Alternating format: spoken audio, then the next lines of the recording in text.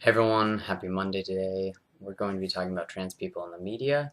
And so, obviously, I think that this topic has come about due to Chelsea Manning's coming out as she prepares for imprisonment.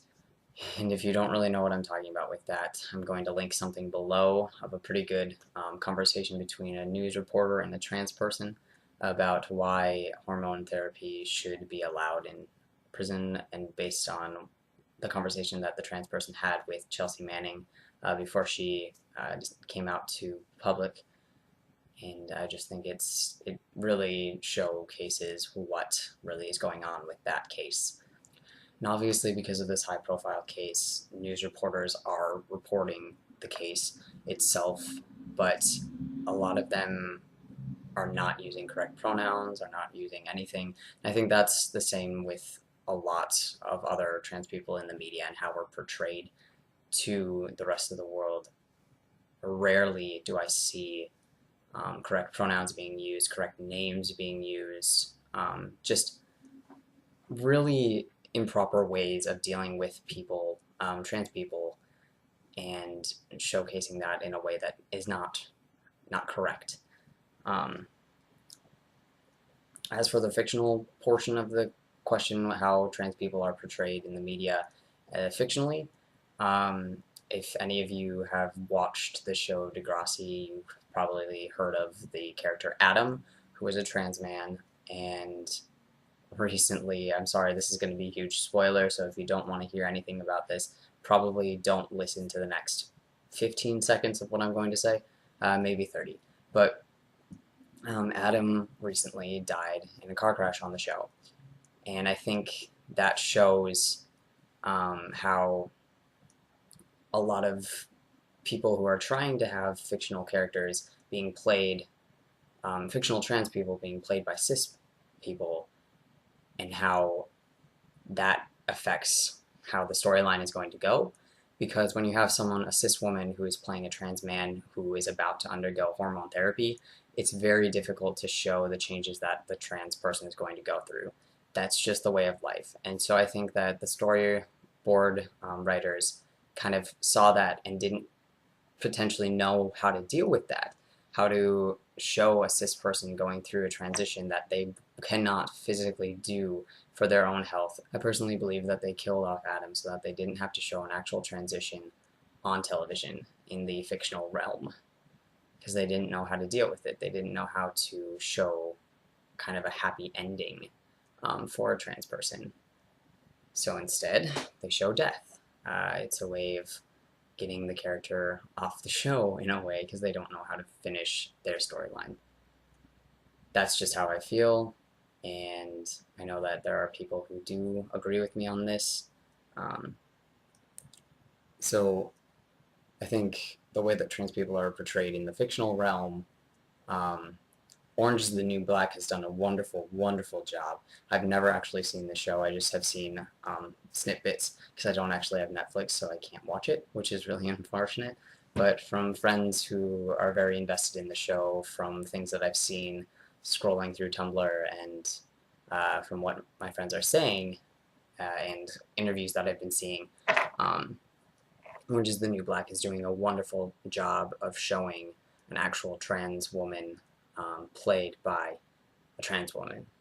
And I think that's a new fresh of light that a lot of people don't see that side, because usually if a trans person is on a fictional show, they either killed off or they're showcased in a way that does not show what an actual trans person is like. I know early thousands, a lot of shows that might have a trans person on it would show them as prostitutes, which, I mean, that is an accurate portrayal of some, but to generalize it to the whole community is very um, not correct, not accurate at all. Next, trans role models. There are many good role models, trans role models out here in the community. Sometimes you have to search for them, and I would link who I'm talking about, but I don't know if they feel comfortable with that. So I'll just say that there are good ones out there, people who consistently put themselves out there and are accurately saying things or doing the best that they can. Ryan Salins is one who I've followed for a while. Um, and then there are others, but again, I'm not going to put this out, put their contact out if they're not comfortable with that. And I didn't have time to ask them if I could. So I'm sorry about that. I'm going to be very discreet in this. But I think it's important to have a person to connect with and to look up to, especially in this community.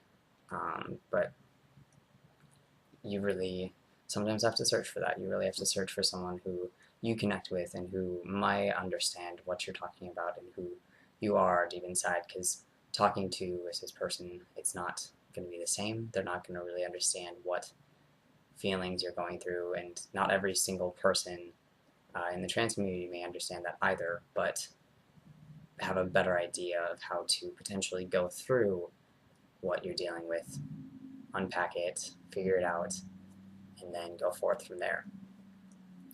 And how I personally present myself in response in relation to how trans people are being portrayed in the media, I act like me. I don't change anything. I sometimes I come out in classrooms to promote better discussion, but not everybody has to do that, because I think that a lot of people don't really understand that we are real people. We actually exist. We're not like what's shown in the media and everything like that. So to get that one-on-one basis of seeing someone who actually is trans and knowing them in that way is beneficial. And I'm not saying that you have to out yourself or do anything like that, but I just act like me. I don't change anything. I present myself, as authentic as I can. In certain instances, that obviously is not the best choice, but I think just making people aware of some of the difficulties that trans people face, or how awful the media is, like right now with Chelsea Manning, just bringing that awareness forth with conversation. That's really all I do. But yeah, this is my take on that, and I hope you all have a great week. Bye.